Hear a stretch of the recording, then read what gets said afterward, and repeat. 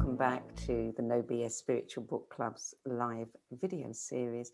And I'm very excited about tonight's episode because joining me to share the stories behind the 10 books that influenced him the most on his life journey is investigative journalist, former war correspondent, founder of the Institute for Research on Extraordinary Experiences in France, and author of 2 really good books, The Test, Incredible Proof of the Afterlife, and one that I've made my bookworm this month because I love this book, When I Was Someone Else, The Incredible True Story of Past Life Connection, which we're going to hear more about later on.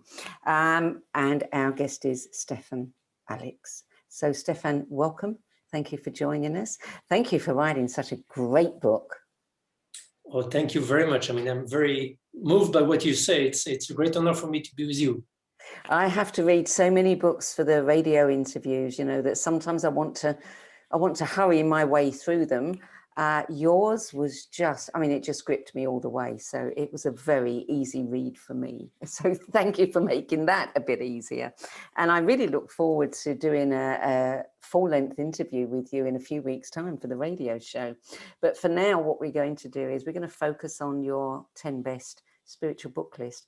And then after that, we will get to your own story, which is quite phenomenal.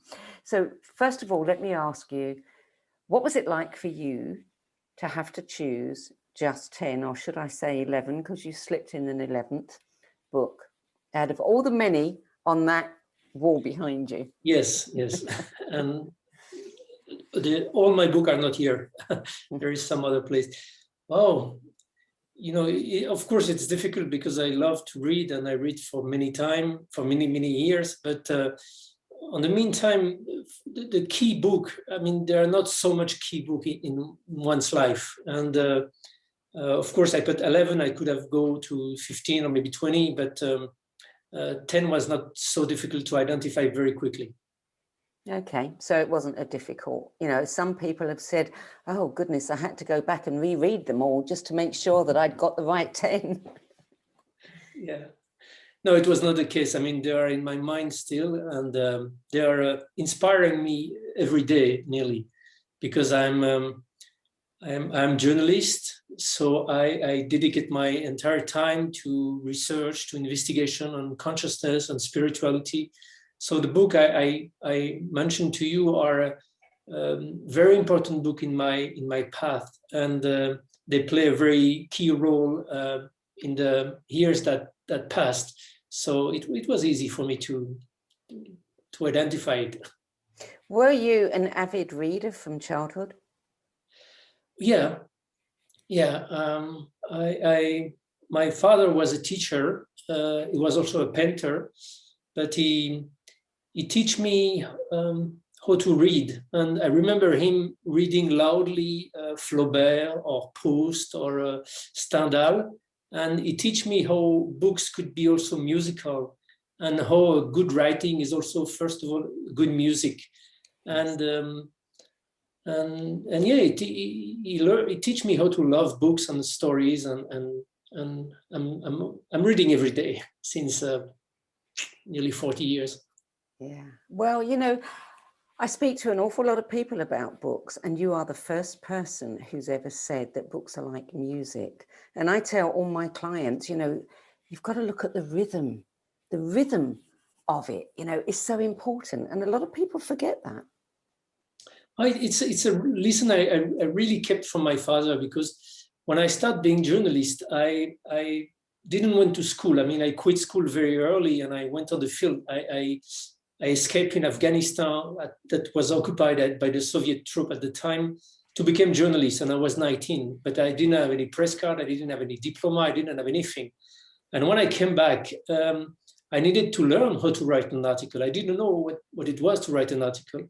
And instead of trying to explaining me a methodology, my father read me Flaubert loudly, for instance. And he said, if you want to say to share an idea, to share something, to share an atmosphere of a field or a place, you need to be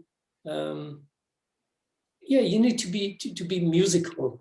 So my father to correct my first article about Afghanistan war, reading me Flaubert, and I still remember this today. Yeah, it's very important. So, you know, a writer is a composer too. Yeah. So let's start with your first book, which is one that, you know, we get books by this author, not this particular one, but his most famous one. We've had this one a couple of times. It's Still Here, Embracing Aging, Changing and Dying by Ram Dass. And I'm curious, most people who love Ram Dass always go for Be Here Now. Why did you pick this one? Maybe I guess because it's the first one I read. When I was working on death and afterlife, I came across this book. I didn't know this author, and I discovered him at the time. And I discovered Ram Dass more recently through his work on psychedelic, through his amazing life, starting before Harvard to psychedelic research to India, and really I love this man. You know, I am interested in spirituality, and I'm working in this field since now 15 years, and it's very rare to find someone who is 100% what he's writing. Usually, you find people who wrote beautiful things about how to live, how to do in your life, and you discover when you meet them that they have many problems, like many human beings have problems. So for me, it's very important to find people who are what they are writing, who work on themselves, because you can be a very nice person, you can write very nice things, very spiritual and inspiring things, but if you are not living this thing, someday in your life something is going wrong. For instance, like you know, the sexual scandal we have since Me Too, it's also concerned, touched the spiritual realm. So you can see Sogyal Rinpoche, for instance. This is a great man. He published a wonderful book, Tibetan Book of Life and Death, but he was also trapped in some sexual scandal. So why that? Why such a person with such a spiritual knowledge is not able to control himself? Because there is something wrong. And I think Ram Dass is someone who always faced in his life what was inside of him. He was homosexual. He had to deal with this homosexuality in a time in the US where it was not easy at all to do that. He never escaped the paradox of his life, as far as I know. He never escaped any shadow that was coming out of himself, and it drives him to end his life in a perfect way. And I want to follow such example in my life. So for me, Ram Dass is in my heart every day. I never meet him. I never had the chance of meeting him. I went to Hawaii my first time a couple of months before he died, but I didn't know he was there at the time. And even though maybe he had something else to do than meeting a French journalist. But even though I never met him, he's in my heart. I don't know why I say that, but he's such a great person.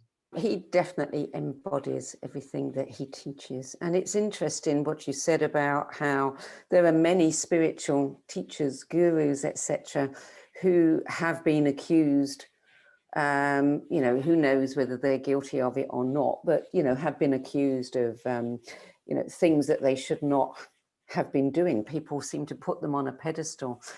And I don't really know where to go with that one because, you know, they're human too. And all humans have their frailties. You know, we can aspire to live a very clean and healthy life, but, you know, not everyone does it all the time. I did hear somebody once say that the lesson we have to learn is not to judge them for the things that they did wrong. You know, we need to understand that it's the message and not the messenger that we need to pay attention to. The messenger is always going to be human. I understand what you mean, but I think the messenger needs to work on himself first. For me, it's very important. The messenger doesn't need to be perfect to teach, but he needs to be aware of what he's made of. Yes. I'm also thinking of Mahatma Gandhi, who did such an amazing work, but he was aware of his tension, his sexual attraction, his fighting since he was very young. He had the difficulty to deal with this energy, but he always faced it. He always recognized it, and I think recognizing who you are doesn't help you to be immediately just by magic a better person, but it helps you to be coherent and to be truthful. And this is for me the most important thing. Yeah, otherwise you are just a slave of some hidden personality inside of you. Yeah. We're all going to have issues of some kind. It's how we deal with that and how we either hide it away from people or are honest about it. And, we're all learning. Yeah. So book number 2, The Way of the Shaman by Michael Harner, the classic, absolute classic of shamanic work. I like his approach because I am a journalist, and so basically I'm trying to work on fact, on data. Each time I am addressing a new topic, and on each subject that I work on, like life after death, shamanism, all this kind of spiritual knowledge, you have to differentiate the core truth from the cultural addition. And it's exactly what did Michael Harner, working to identify what he called the core shamanism. You just move away what are just cultural belief. Cultural belief are different depending on where you are looking, but the core is still the same, no matter you are in Amazonia or in Mongolia or whatever. And I really like this kind of approach because for me, it's a very, very rational approach. And we need, if we want to consider the spiritual reality of our world, if we want to consider it at this importance, we need to have this rational view of it, because it's very rational to be interested and to be working on spirituality. It's not because it's spirituality that it's something not scientific or woo-woo or whatever. It's a serious topic, and it's worth to work seriously on it. And people like Michael Harner or many others are doing this very, very priceless work to help us to consider differently this reality. Shamanism is a reality. We can access the spiritual world. We can have a connection with spirit realm. It's proven. And work of Michael Harner and his institute help us to work more seriously on this topic. I don't know if I'm very clear. I'm sorry for the viewer. I'm sometimes a little bit lost with my English, so I hope you will forgive me. Oh, I'm sure people will forgive you. When did you read this book, and was it this book that inspired you to do your own, to have your own experiences, shaman experiences and psychedelics, etc.? No, I read it after, because I discovered shamanism in a very strange time when I was investigating life after death again, and I was trying to see if there was some similarity in between different knowledge. But instead of reading books, I was more willing to experience it myself. And I had a friend of mine who told me about Amazonian shamanism with ayahuasca. And they explained to me that ayahuasca was a brew that could help you to go in the spirit realm. So I didn't know anything at the time. So I just bought plane ticket and I went to Peru in the Amazonian forest and I tried. And it was, quite tough. But after those experiences, I wanted to learn more about what was shamanism, what was those spiritual plant, ayahuasca, and other techniques. And this is when I discovered Michael Arner and some other researcher on this field. Mm. We'll hear more about your shamanic experiences later. So book number 3, In Love with the World. Now, there's different ways of pronouncing the name of the author. Yongey Mingyur Rinpoche? I guess it's correct, yes. Yeah. So there's two books out there. One has a subtitle, A Monk's Journey Through the Bardos of Living and Dying, and the other version has What a Monk Can Teach You About Living from Nearly Dying. Mm. The book I have is In Love with the World. Yes, I discovered this book totally by chance when I was in an airport somewhere waiting for a plane in the US, and I love the cover because on the cover of my book is the picture of Mingyur Rinpoche is from the side, and he had long hair and a beard. He looked like a homeless guy. And I was very surprised because normally he's a very high-ranking Rinpoche with a shaved head and normally very clean with his dress. And I discovered the book was about his secret escape from his monastery, and I found a fascinating story. This guy is a young Rinpoche. He's in charge of hundreds and hundreds of monks and monastery.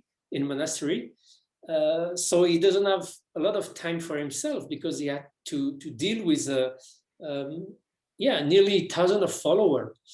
But at the time of his life, what he's telling in his book, he discovered that maybe the spiritual path would require to come back to the essence of the teaching.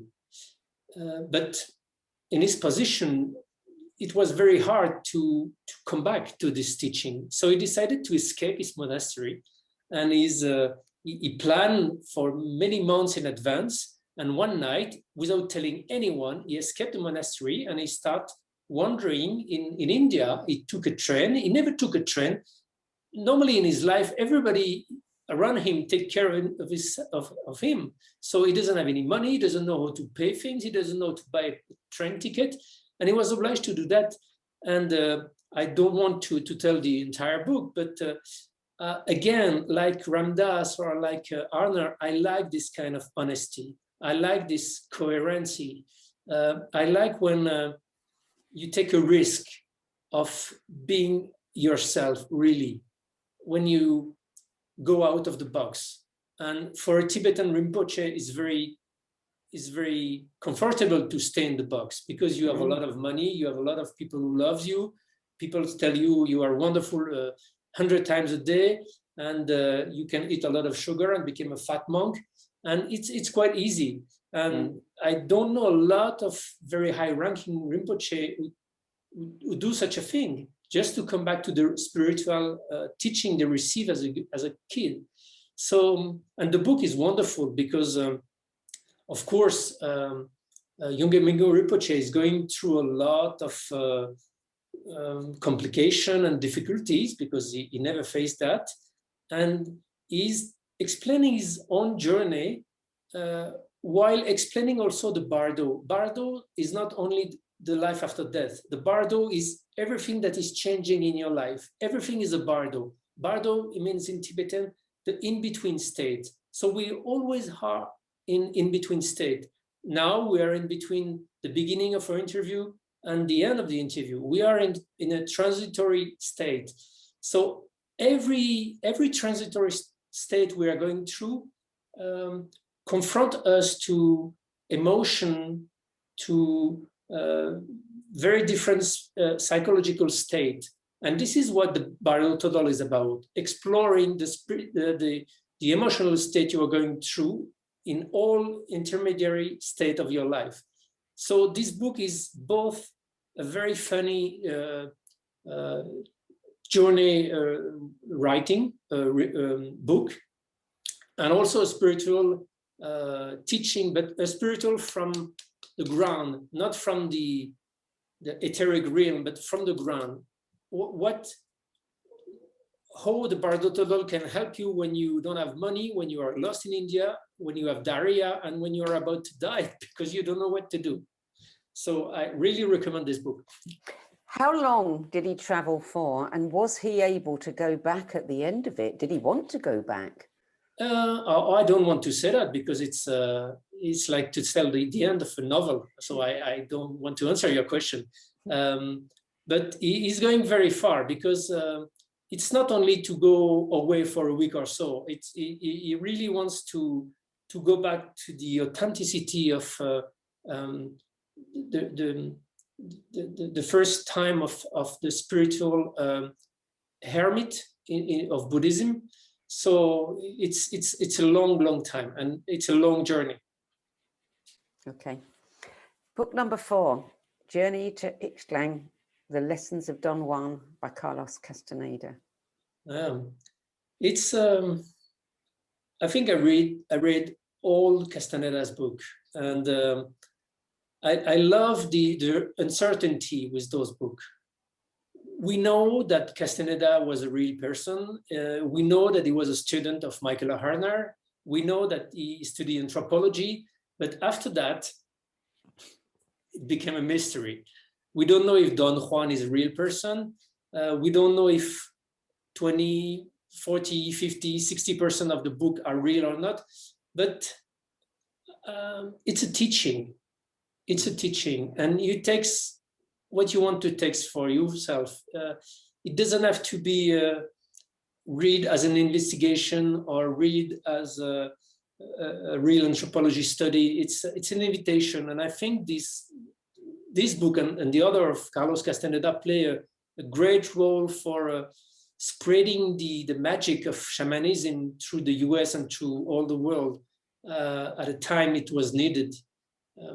Sometimes you need to write very serious book like Michael Harner did. Sometimes you need to write more mysterious book to not to talk to the head of the reader, but to his heart. And I think it's what Castaneda did. Yeah. And it's interesting how many people have done something similar since. You know, you've got like Celestine Prophecy. You've got other books, Mutant Message from Down Under, where we don't know whether it was real or not, but it is the metaphors in that story. Exactly, yes. That counts, yeah. And you say the same thing about book number 5, which is Autobiography of a Yogi, which has to be the book that comes up most often on people's lists of 10 best books. Yes. It's the Castaneda from India. Yeah, exactly. When I read it, I was fascinated by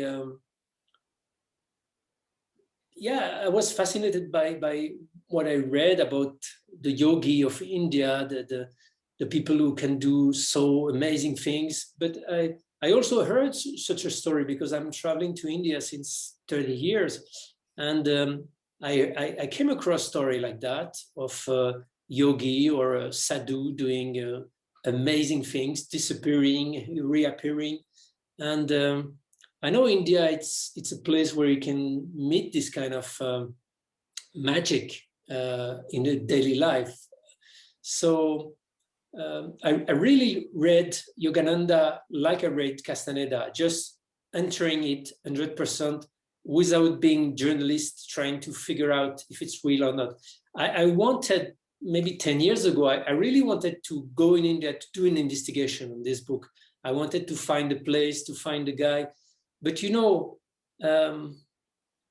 I also remember when Ramdas is writing about his guru, Nim Karoli Baba, this guy was doing so bizarre things also.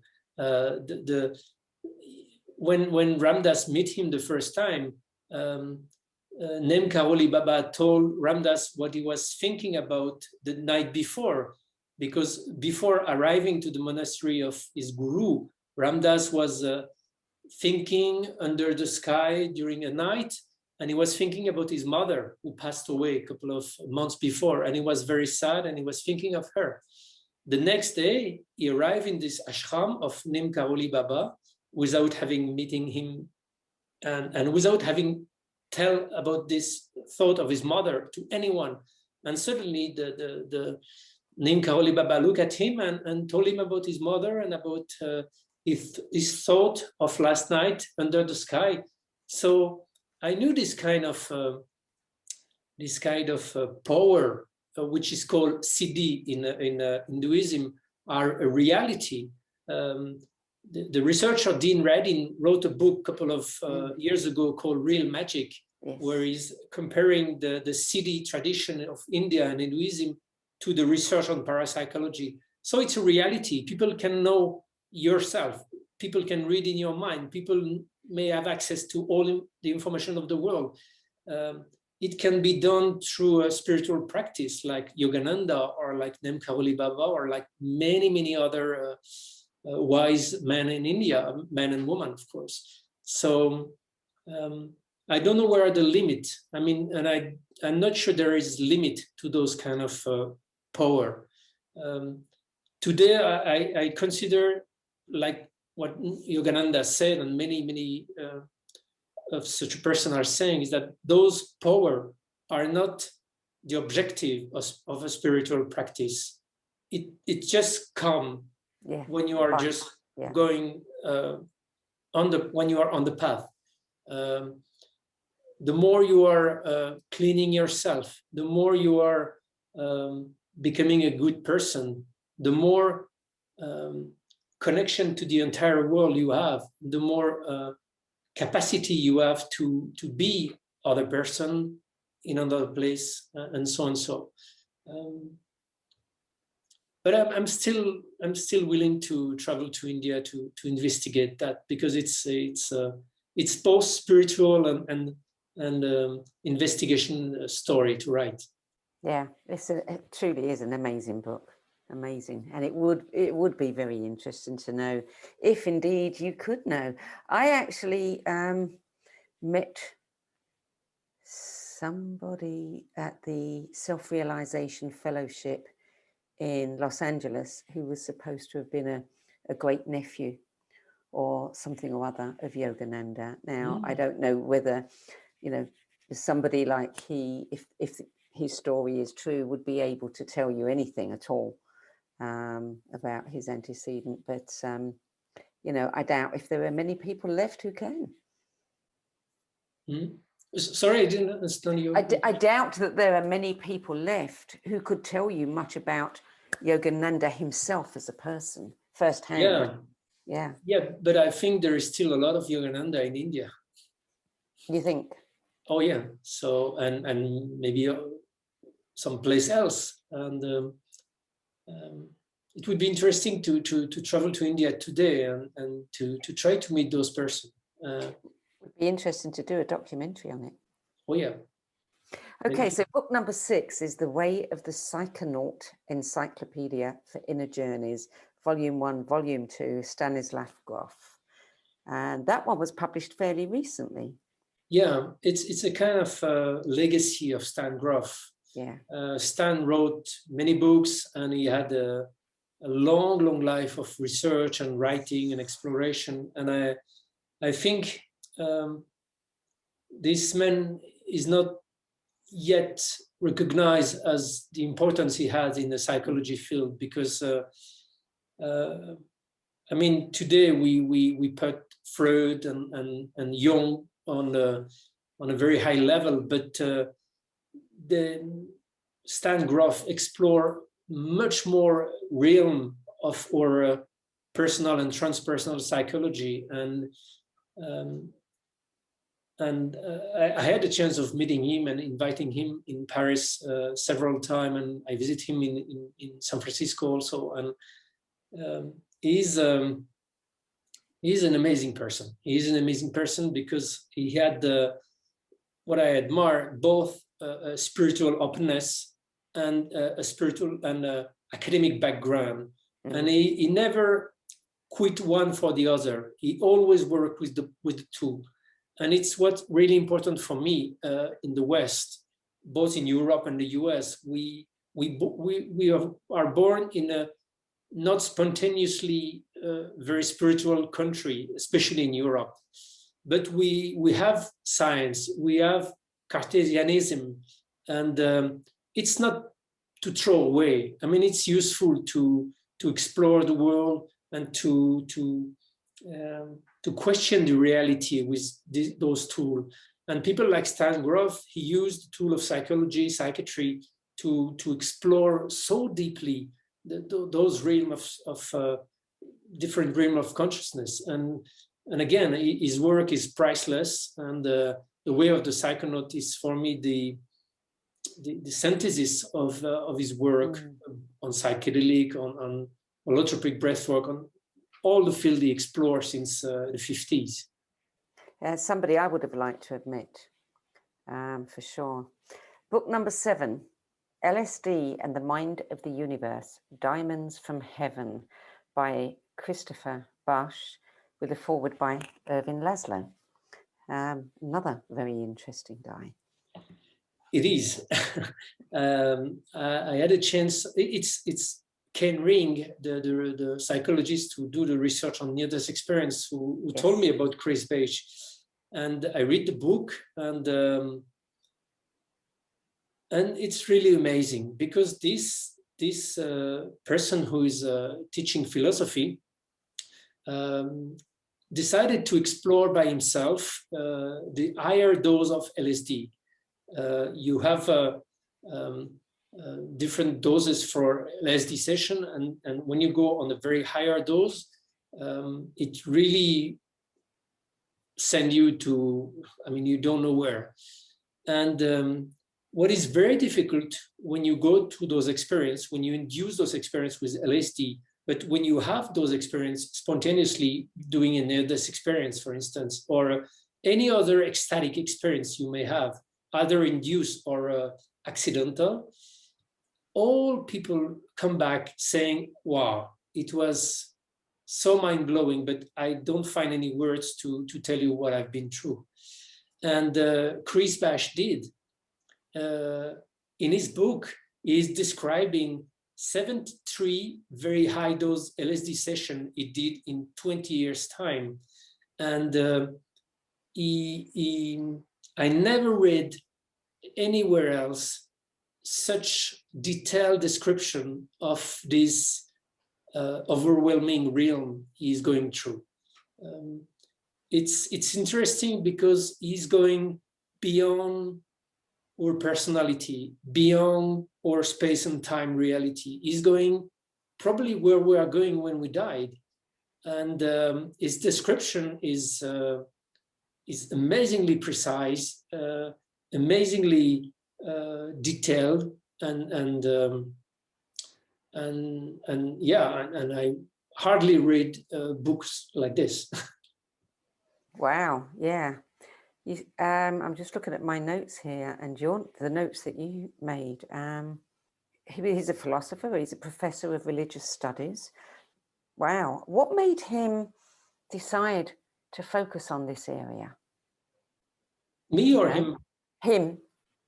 Oh, I think, I don't know, because I read the book a couple of years ago. I don't remember, but I think he started being interested in LSD and psychedelic like many, many people at the time in the 60s, 70s. And it's really a shame that psychedelic went to a ban like that. And I'm very, very happy that a lot of research are done today, and probably in psychotherapy, for instance, it will be legal very soon in some state in the US and hopefully in Europe also. But I think an entire generation, I remember when I was doing interview of people who start their interest in consciousness during the 70s, when I asked them, what drive you to this field? They always answer LSD or psilocybin, because psychedelic is is a very powerful tool to shut down your mental mind, to say it very quickly, and to open you to the transpersonal realm and to the spiritual realm. It needs to be guided. It could be dangerous if you do it alone. You should not be alone. You shouldn't do it alone. I mean, anyway, it's forbidden. And it's good to, it's good to do it with people who know already the place you are going to visit, like the shaman, for instance, in Amazonia. But when you do it in such a good condition, it could be priceless in a psychotherapy, for instance, but also for your own spiritual exploration. And it's what Chris Page is sharing in his book, his own spiritual exploration. And he's doing it with a sense of the detail that it's so amazing that really, I really advise strongly to people who are listening to read this book. It's interesting how much research is being done today with psychedelics and people who have terminal illnesses, as well as people who have mental health issues, especially depression and anxiety, and they're finding it works really well. Yeah, and the very interesting thing is that when you are, for instance, when you have depression, the actual medicine advise you to take 1 pill every day, or maybe 2 pills every day of anti-depression medicine. But with psychedelic, you need only to take once.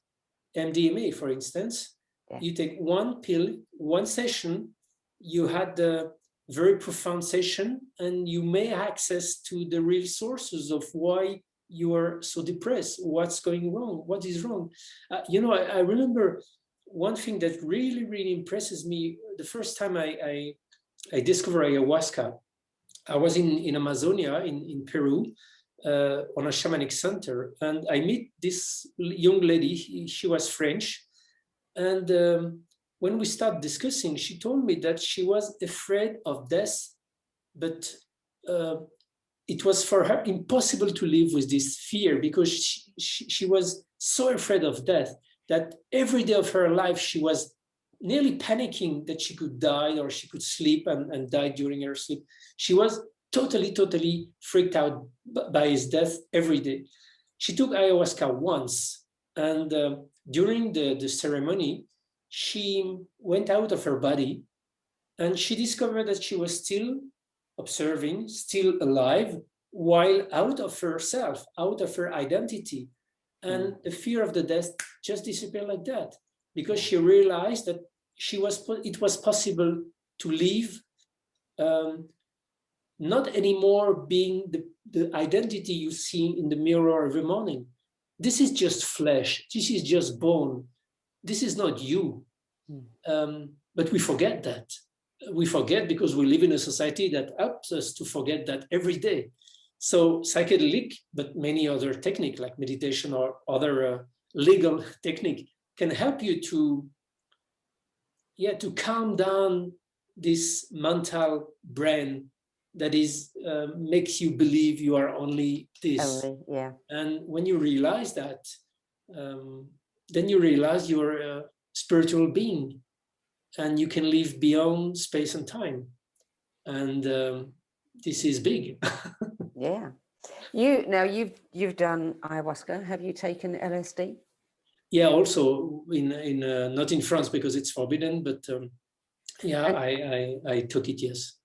What is the difference? I mean, is there a different kind of experience that seems to be applicable to the different kinds of psychedelics? Oh, yeah. Yes. It's a long story. I don't know. The substance are different.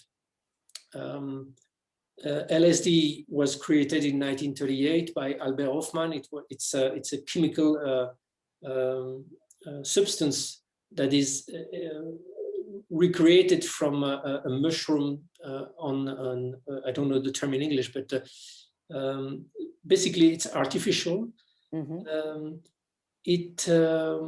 it's not, you don't, when you take LSD, you don't feel physical impact of it. It's very smooth, and you immediately go in a very subtle realm of it. I mean, it's different to describe because it's very different depending who you are.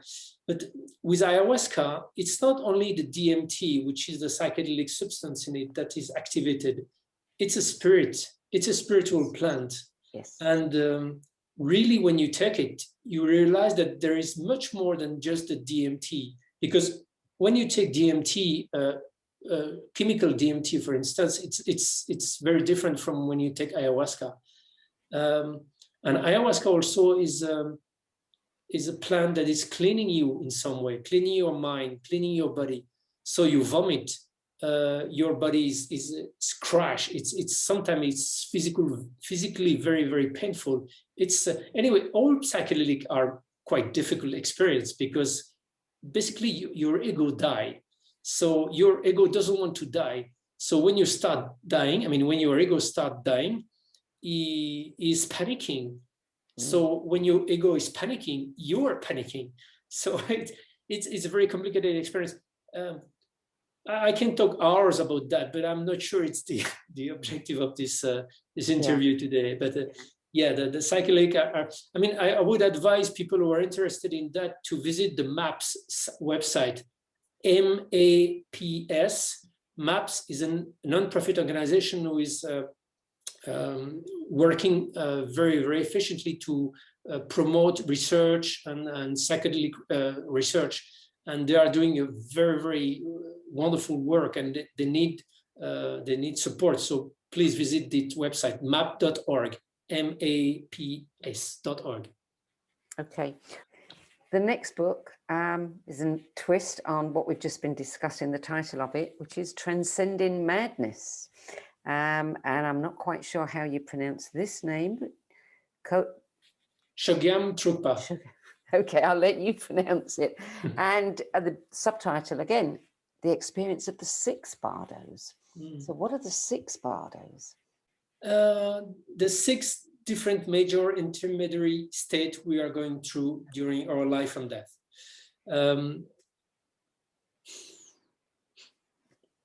I am a little balanced with Chogyam Trungpa today,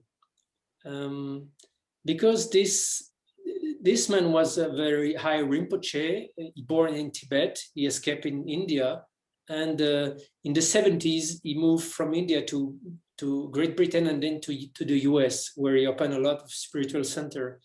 His teaching was very, very amazingly powerful, because he was able to translate this very, very tough spiritual Buddhist tradition to the West, and he was able to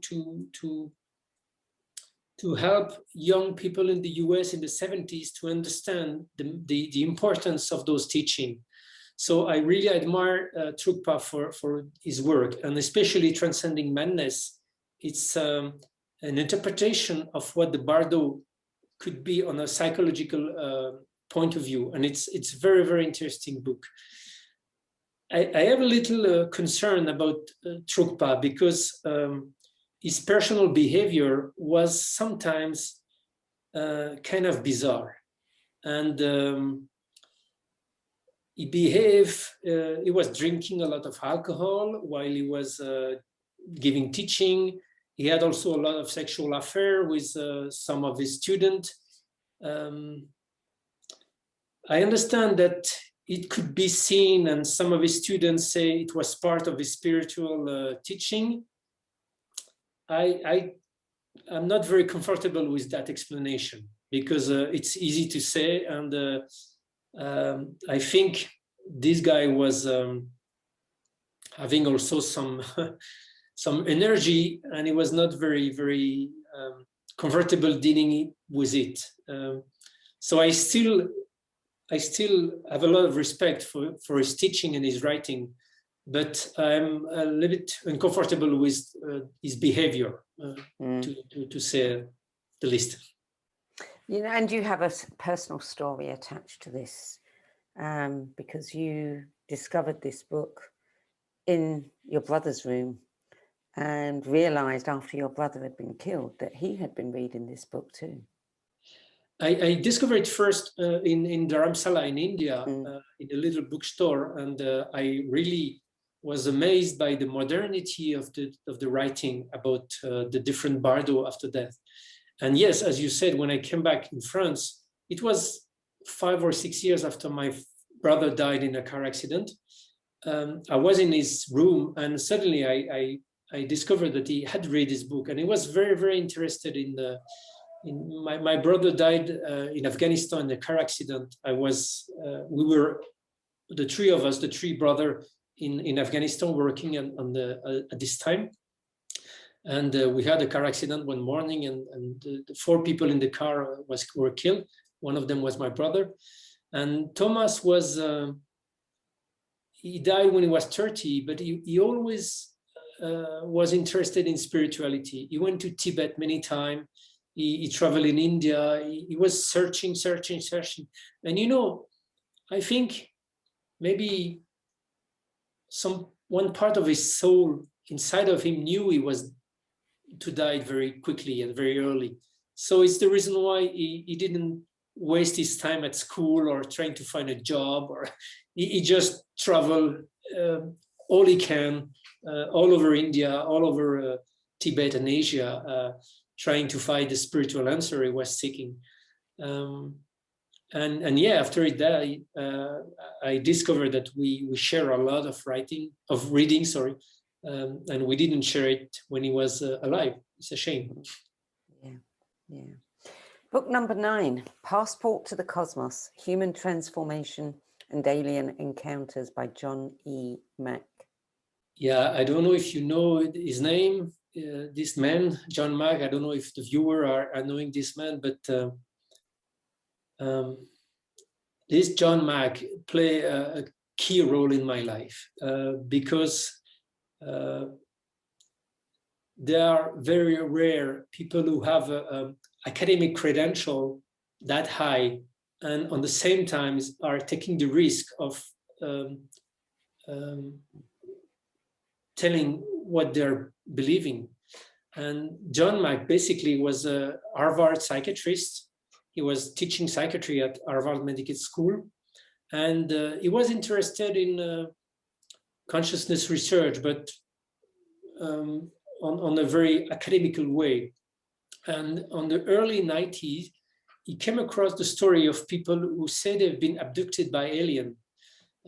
So at first, he really didn't want to go into that. He said, this is nonsense. I don't want to waste time with it. But a friend of his insisted and said, you should meet one of those abductees at least. And he was curious, and he was an honest man. So he decided to meet first a patient. And after the meeting, he was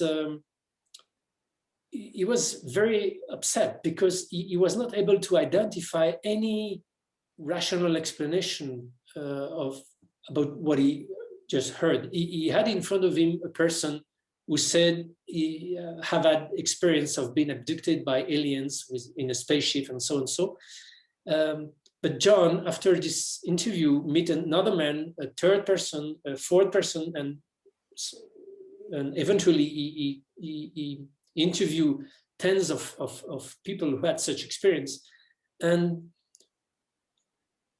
he was obliged to recognize it was impossible to explain such experience by fantasy, psychosis, or any mental illness we may identify.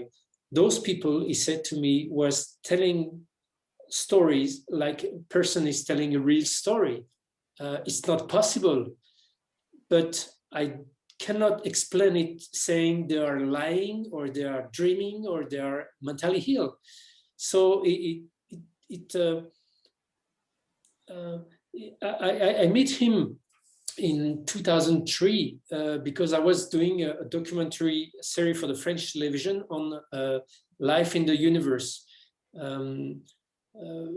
We know today that probably life didn't appear on Earth just like that. It appears because there was a piece of elementary particle all over the universe. And as soon as you have a planet stable enough, I mean, not too far from the sun, not too close, on a very regular orbit, the situation of life development can appear in very quick period of time.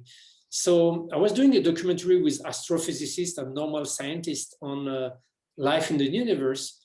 And I just wanted to investigate UFO. At the time, I believe UFO was just a stupid subject. It was a kind of mythology. But to be honest, I needed to read a couple of books about it. So I read a couple of books about UFO, and to my amazement, I discovered that the topic was serious, and there was a very serious person who was working on it. We have a space center in France who had the office working especially on witness of UFO since '77. So yeah, I discovered that a lot of cases could be explained by normal phenomenon, but an important percentage of case could not be explained by any conventional way. So it really increased my curiosity, and I start working weeks and then months on the topic of UFO. And then from UFO, I came across abduction, people who said they are abducted by people, little people. And it's the way I discovered work of John Mack. And at the time, he had published the first book called Abduction, who was a bestseller in the US. And again, I was very impressed by the personality of John Mack. It was not an investigator who started being interested in UFO. He was a psychiatrist. He was the founder of the psychiatric department of Harvard University. I mean, he was a Pulitzer Prize winner. He was such a guy that you don't find in those kind of field if they are not serious. So I decided I needed to meet him, absolutely. So I fly to the US. He was living in Boston, in Cambridge, Mass. And I met him in Maine, where he was participating in a lecture, a weekend lecture. And I spent the most mind-blowing weeks of my life, because after the weekend, I drove him back to Cambridge, and he invited me to stay in his house. And there I interview him, and I also interview some of the abductees he was working with. And you know, probably some of the people who are listening to us now had such experience. Sometimes someone you know perfectly well suddenly tell you an amazing story. Like I've seen a UFO, or like I saw a ghost, or whatever, something that is totally extraordinary. Someone you cannot doubt of the honesty. Suddenly, this person tell you something impossible. You cannot escape at this moment. Because if you meet someone in your office or in the street telling you, oh, I saw a UFO, you can still believe, oh, I don't know, this guy is crazy, or there might be such an explanation. But if suddenly your father, your mother, your son telling you such a story, you don't have choice. You are obliged to believe it, because you know that person. You know that person is not crazy. You know that person is not lying to you. So it's really the position I was when I stayed to this house, to the John Mack house, meeting those experiencers. I knew those persons were not crazy. I knew those persons were not making it up. They were not dreaming at the time of the experience. They were not inventing it. I mean, so from this moment, it was in September 2003. From this moment, I really decided if I wanted to be a serious journalist, I should not dismiss all of this testimony. I am strong and intelligent enough to do my investigation afterward, to work on any topic. But when I am in front of someone who is telling me an impossible story, it's not because it's impossible that it's not true. And this sentence is still in my mind today. It's not because it's impossible that it's not true. And we should listen to all the story that people around us are telling with this sentence in mind, because because it's very important, because millions of people are going through any kind of experience and we don't believe them, but we are millions to live such experience. Yeah. And no one is talking to each other. Yes, absolutely. I was looking him up earlier because I'd heard of the book, but I didn't know much about his work. And one of the things that he says is that this phenomenon is part of a new era in consciousness, a time in which we must be willing to embrace the idea that alien visitation is real on some level, and that it's a cosmic wake-up call that we live in a world filled with spirits and beings who can cross the barrier we've made between the material and the immaterial worlds. And, you know, yes, anybody could read that and say, yeah, I have to keep an open mind. Mm. It's very important because, you know, I think we are, as a human being, we're of course intelligent, but we have also a very, very, very narrow view of the reality. It's not spiritual leader who said that, it's science itself. Science tells us we don't know reality, we don't have access to it. We cannot embrace it by your rational knowledge. Quantum physics challenge the reality much more than alien abduction does. So we need to, we need to address that we don't know so much about what we are in, and we need to be very humble regarding the reality. Yes, exactly. Not so arrogant as to believe Yes. that we know it all. Well, book number 10 is the Tibetan Book of the Dead, and it's a particular version edited by Graham Coleman with Thupten Jinpa, with a foreword by the Dalai Lama. What was it about this particular edition? Oh, because basically the Tibetan Book of the Dead is a collection of different sacred texts. The first have been discovered in the 8th century and rediscovered in the 13th century. So basically it could be difficult to read for a non-Buddhist and a non-scholar. So the interpretation and the explanation around the text are very important. And I found this book, and Thupten Lingpa is the translator of His Holiness the Dalai Lama, is very familiar with the good way to translate those Tibetan very deep and profound teaching to the West, and Coleman also. So I haven't read all the different translation of the Tibetan Book of the Dead, of course, but this one I discovered in Dharamsala, and I had such a pleasure to read it and to understand the different.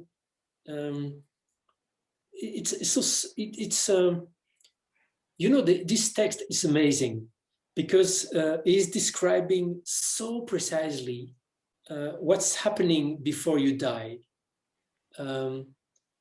that maybe we can think that what he's describing after we died is also accurate. And he's not describing a world, he's describing the mechanic of our mind, the mechanic of our psychology facing a new reality. So it needs to be like what Michael Arnold did with shamanism. You need to take out the cultural background and to try to find the core of the text. And the core of the Tibetan Book of the Dead, I think, is really present in this edition of the book. I don't know if I'm very clear on that. And yes, you are. And as you mentioned about one of the other books earlier, that I think it was one of the books on the Bardo, that, you know, this knowledge, this information can also help you when there is transition of any kind, change in your life, change in house, change in job, etc. Yeah. We always change in our life. And like Ramdas said, we need to love the change. Yeah. If we start to resist to change, life is becoming hell. So why are we afraid of any change in our life? It's because it challenges the little balance we have built. It challenges who we think we are. So the Tibetan Book of the Death help us to, of course, after death, but it also helps us today in our daily life to identify the resistance within us. Why such a situation is so frightening? Why are we so afraid of changing little habit in our life? And it helps to identify that what is afraid in us, it's just a part of us, the ego part, which is useful to live in this world, but it's not us. It's not 100% us. So it really helps to differentiate the different self, this kind of book. Yes, absolutely. It's and I think one of the reasons we're so afraid of change is because it challenges our belief that we are in control. Mm. Oh yeah. Yeah. So normally I don't allow an 11th, but this time I'm going to, because it is a book that I think deserves another explanation for people, another little piece of promotion. And it is One Mind, How Our Individual Mind is Part of a Greater Consciousness and Why It Matters, by Larry Dossey, whose work I'm also a great fan of. So tell us what about this book impressed you so? Again, because I think this book is a good balance in between the medical knowledge and the scientific knowledge and the spiritual knowledge. And Larry Dossey is an explorer of those realms since many decennies, and he is also a medical doctor. So he knows what he's talking about when he's talking about brain activity, about the body chemistry and biology. And, you know, sometimes in spiritual teaching, we hear that after we died, we go back to the oneness. We go back to, we are not anymore our individuality, we are going back to the great one, the great all. But I don't know what it is, the great all, because when I contacted my father through Medium, for instance, I talked to my father, I didn't talk to a great one. So I'm always a little bit missing pieces when I try to figure out what's happening after death, what's happening when we are escaping this body and this time, because this body is just the shell we are in this time and space. And in the book of Larry Dossey, I find many answers. Because he's addressing the different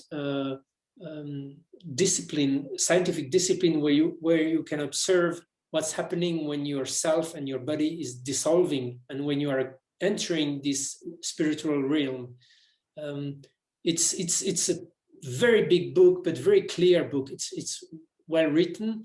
I'm sorry, I don't know how to describe. There's so many entry in this book, so many information and things. But for me, it's the first time I really had the feeling of understanding what it means, this oneness. Yes.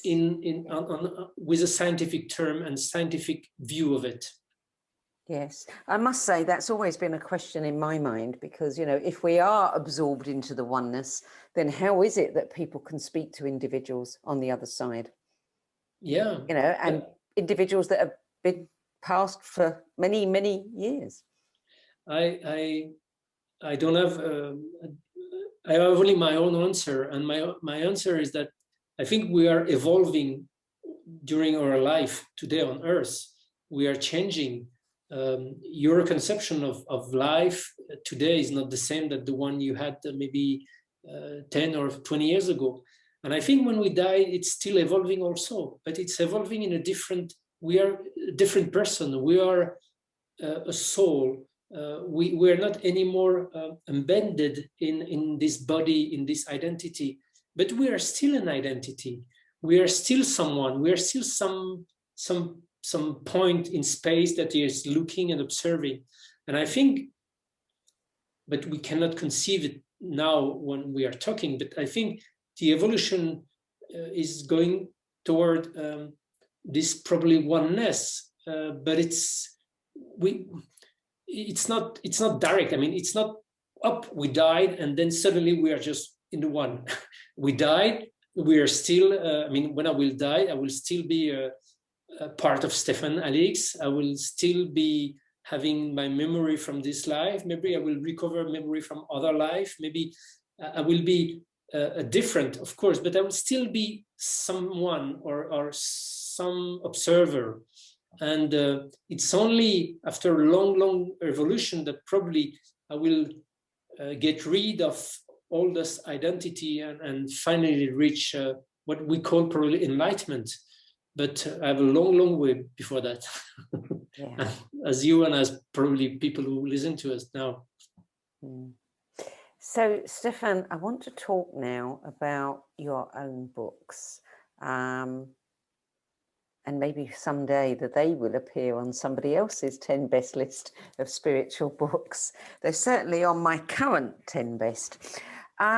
You've had an incredible experience. And for me, what made your second book, When I Was Someone Else, the incredible true story of past life connection, so impactful was the wealth of evidence that you were able to uncover. This is not something, you know, there have been other books that have investigated past life stories and they've been able to verify certain information, places, people, etc. But yours, to me, seems to stand head and shoulders above them. Tell us a little bit about this story. What happened? I was not looking for this. It's a couple of years ago, I had a lot of activity in France. I had a TV program, a documentary program. I had my institute and was writing books. So I needed to have a break because my spiritual path is also to recognize that sometimes you need to do a break and you need to take the risk of changing everything if you need to do it. So for me to do break is better to do it on a shamanic atmosphere, because I find in shamanism a good way to really calm my mind and try to find myself again. So I managed myself to fly to Peru, to Amazonia, to have a couple of weeks break without any phone call, without any email, without anything. And really, I note in my diary, I am going there to meet myself. It was and I think when you really ask deeply the universe, if you listen, the universe is answering and is helping you. And after a week or so of a retreat, I was in a little house in the forest, in the Amazonian forest. Some people were bringing me food every day. I had nothing to do except some physical exercise like Tai Chi and meditation, and that's all. And one day, after my physical exercise, I wanted to do a shamanic journey, but without ayahuasca, without any substance, just with the drumming sound of a drum. So I lay down on my little bed. I put the earset on my ear and I play the drumming, which makes dum dum dum dum dum dum, and it helps the brain waves to dissociate and it helps to travel. So I close my eyes and I let my imagination go, and suddenly I imagine myself, I was flying.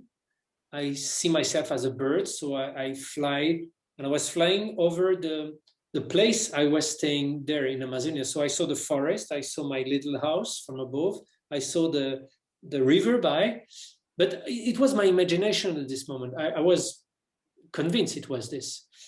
And I was not sleeping at all, I was conscious. And suddenly, which was a little bit surprising for me, the landscape changed, it became white, and I saw a little dot on the ground, black dot, like man. So I decided to go down to see what it was. And when I was arriving on the ground, it was not anymore the forest, it was a battlefield. It was soldiers. I instantly knew it was German soldiers during World War II. and those soldiers were SS soldiers. And one of them was in front of me, and I instantly knew he was, his name was Alexander, and he was Obersturmführer, which is a grade in the military of the SS. I mean, when I say I instantly knew, it's my imagination who was bringing me that. I was, my eyes closed, and it's like a daydreaming. I was letting my imagination creating all this. And but I was surprised by the intensity and the emotion, because it was very, very emotional. And this Alexander was looking at me. I mean, I had my eyes closed, but I was seeing Alexander looking at me.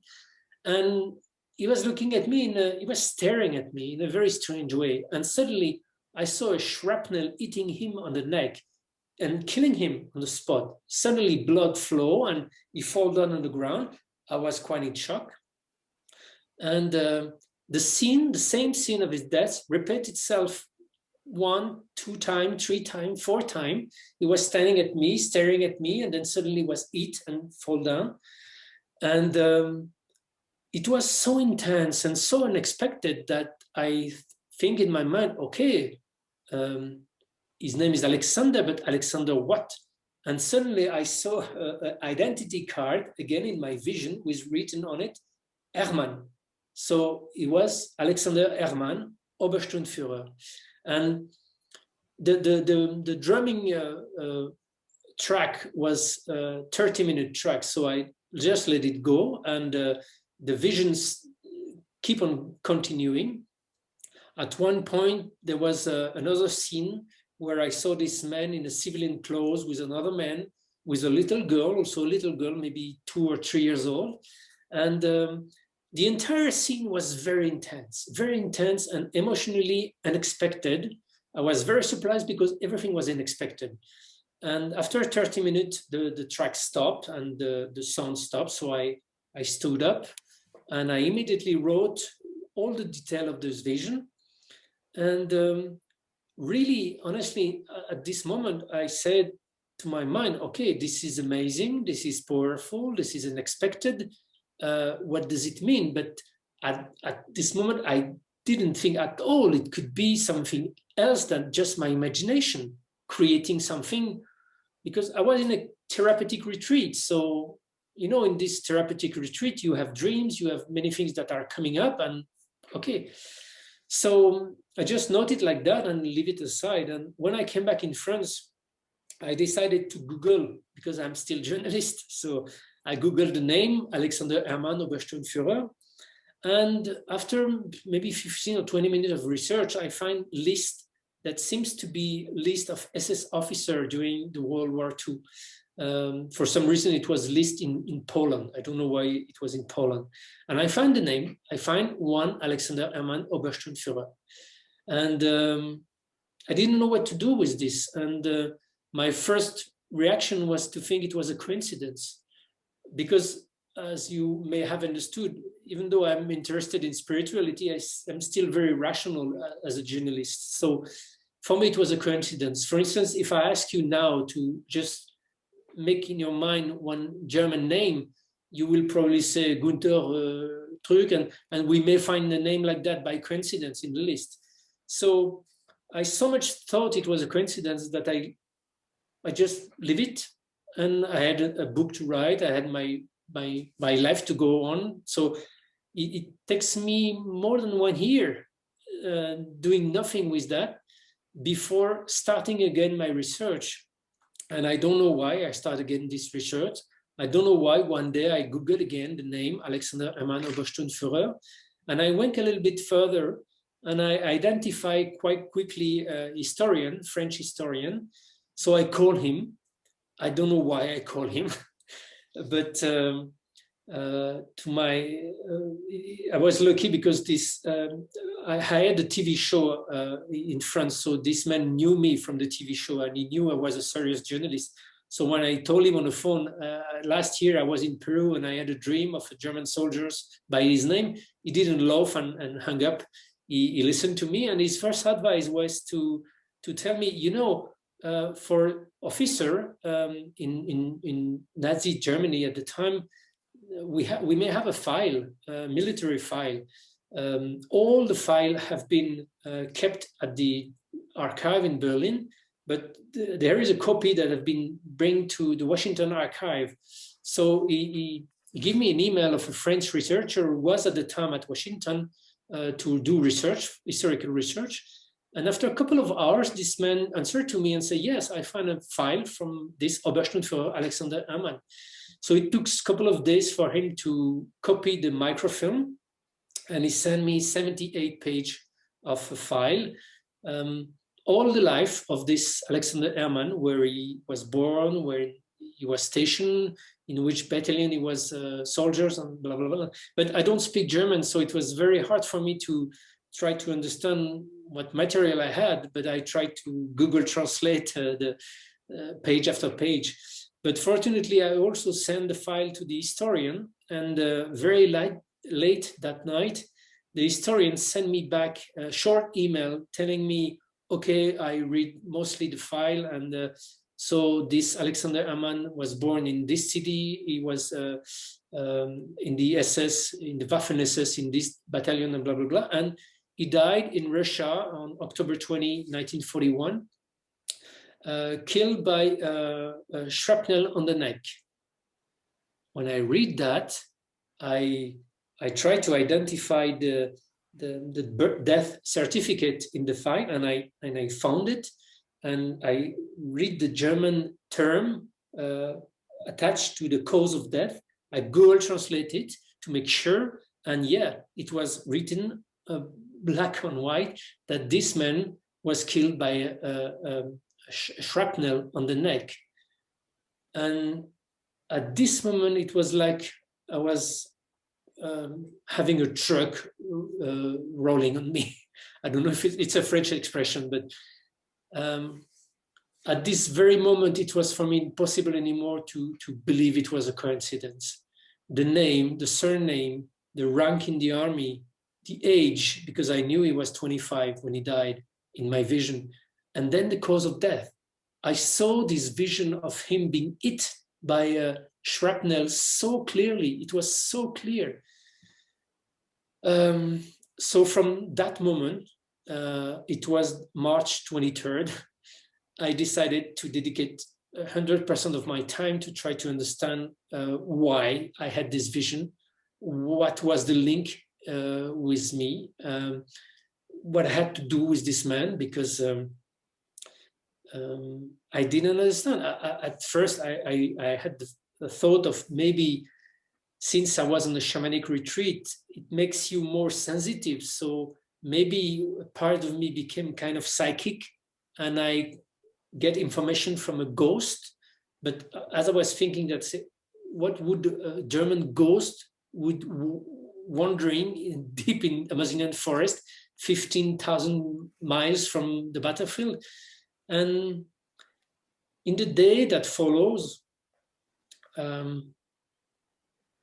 I start to think that it could be my past life, to make short. Not because I'm very familiar with the Nazi, but I'm basically the opposite of those kind of guy. But I start to identify a lot of similarity in between what I've been through in my life and what could have been his. So I decided to investigate and to try to find more information. For instance, this little girl that I saw is his daughter. Is there a way for me to find her if she's still alive? Because he died in 41, so she could be still alive. So from this moment, I start to figure out how I could investigate in Germany. And I also decided very quickly that I should go in Russia, in a very remote area of Russia where he died, on the October 20 the next year. And I did. And it's all this investigation that I'm telling in the book. Yeah. I want to say a couple of things here, because obviously we're not going to give the whole book away, but there were so many synchronicities that occurred during your research that just, it was as if someone was laying out clues in front of you. There was you talk in the book about having always been fascinated by what makes somebody attracted to violence. You abhor violence, and yet you had this thing, you wanted to understand, you know, what it was about violence. And through your research, you actually did come to an understanding. You come to an understanding about this man. You know, it's such a phenomenal book, and there are so many pieces of real photographic evidence, and the story as it unfolds is just incredible. I would highly recommend that everybody read it. But the question that I want to ask you, and then I'm going to throw it open to anyone else in case they've got questions for you about anything that you've said tonight, is you said that you thought it might have been a past life. The book is titled When I Was Someone Else, and yet you don't truly think that that was a past life. What do you think it was? Oh, it's not that I don't believe it's a past life. It's I am always a little bit reluctant to say it was my past life, because I can prove this. I mean, this is unprovable. You can prove that Mr. B killed Mr. A when you find the dead body, when you find the weapon, when you find everything. But in this matter of spiritual realm, I have a lot of evidence that there is a link in between him and me. There is a large amount of evidence that I was holding his legacy in some way. Not his belief system, not his racism, not his ideology, but his regret, his guilt, his shame, probably.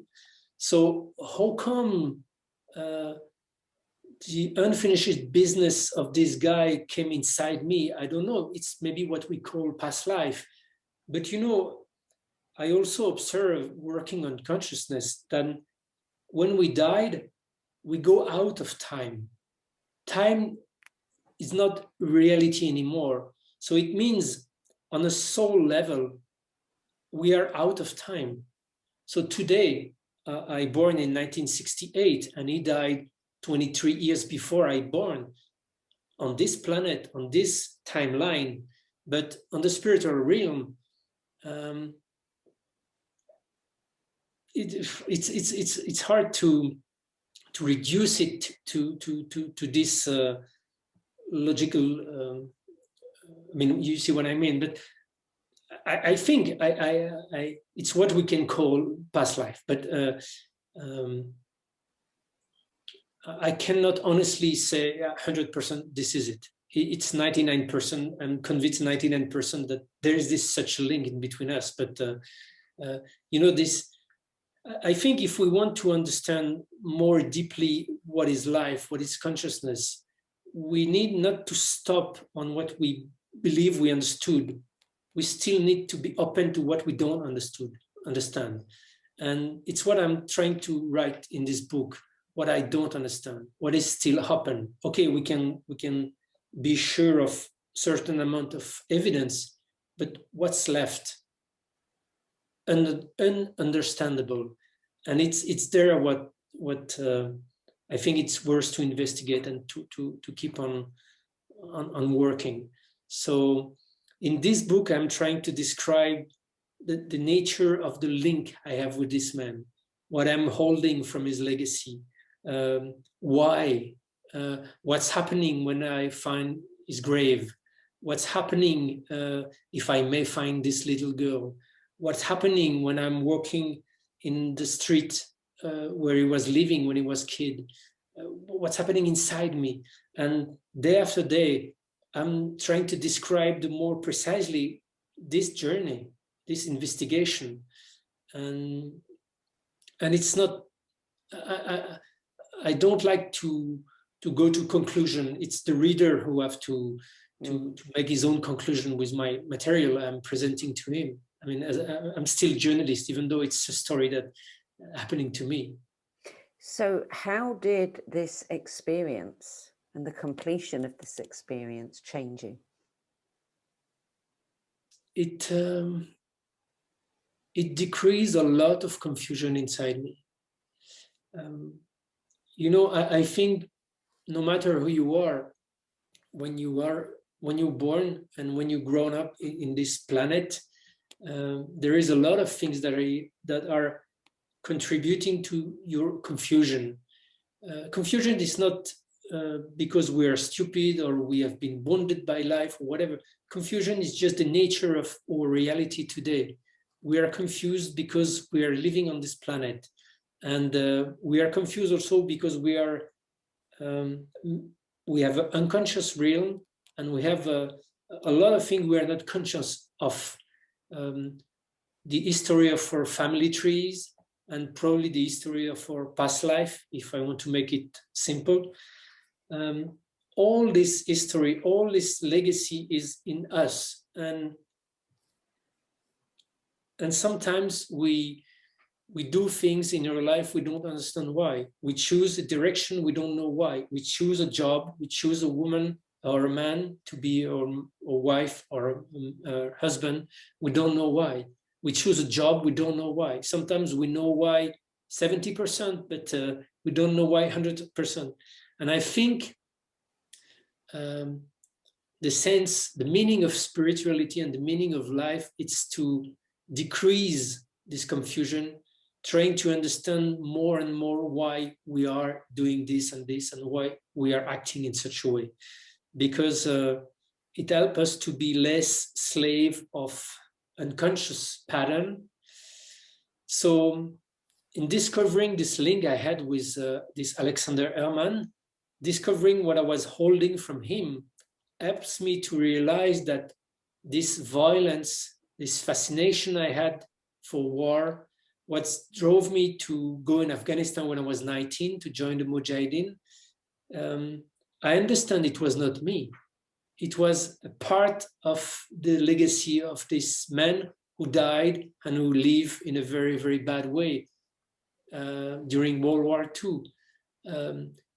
In a sense, I had maybe the task of healing this part inside of me to heal him.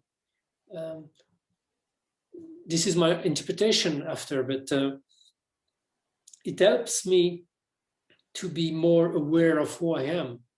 And it's not over. I'm still searching and I'm still investigating, but I think this is a wonderful advantage of life, this life we have to take care of ourselves. You know, it's not selfish to do that. In taking care of ourselves, we take care of the world, because we are the part of the world we know the most, the better. So in taking care of ourselves, in trying to become a better person, less confused person, we help the world to be a less confused world. I think you're absolutely right. I just want to ask you quickly, what are you reading right now that's exciting you? I won't be very original, but I just wrote the biography of Ram Dass, Being Ram Dass, who just came out a couple of weeks ago. I love so much this man. So I read this book, and what else? No, yeah, basically this is the book I wrote a couple of weeks ago, and it's still here. Well, thank you so much for sharing your 10 best spiritual books with us. And thank you for sharing a little bit of the story behind When I Was Someone Else.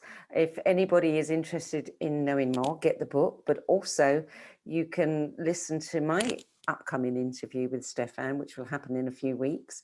And we'll be able to get deeper into the story and some of the details then. Stéphane Allix, where can people get in touch with you if they want to? You don't seem to have a website. No, it's in French. You can write me through inres.com, INREES.com. It's the website of my institute. It's only in French, sorry, but there is a contact formula where you can contact me directly. Stéphane Allix, thank you. It's been a pleasure to speak with you tonight. Me too. Thank you very much. I really appreciate it. Thank you. And thank you at home for joining us. And if you want to be the first to be notified of these events or to see the videos, don't forget you can join the No BS Spiritual Book Club's private Facebook group or visit the video at the nobsspiritualbookclub.com. And you can also listen to this as a podcast on Spotify, iTunes, Anchor, and many other podcast sites in the coming weeks. That's it for today. I look forward to seeing you at the same time next week. Till then, bye-bye, everyone.